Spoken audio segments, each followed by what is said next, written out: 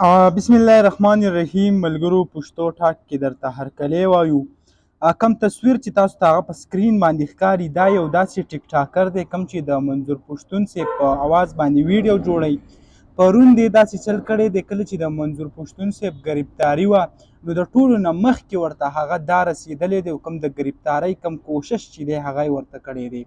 د هغې نه پس په سوشل میډیا خو پې خلکو ډېر زیات تنقید هم وکړو او دې نه علاوه خلکو ورته ډېر زیات رد بد ورسره کم کنځل او هر څه یې ورته وویل.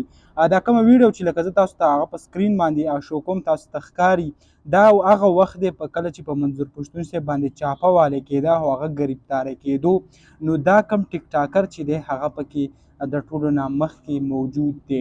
یعنې ډېره زیاته یو د شرم خبره د دې نه بله هغه کېدی نه شي چې ته د یو کس هغه ډېر پینې د هغې کم په حواس باندې خپلې ویډیو جوړې دې چې کم خپل فالوور جوړ کړي یعنی 180.2 کې د لاک نه بره د دې فالوور دي هغه یې جوړ کړي او صرف د چا په وجه باندې د منظور پښتون صاحب د کم ویډیو چې دي د هغو په وجه باندې هغه خپل فالوور چې دي هغه جوړ کړي.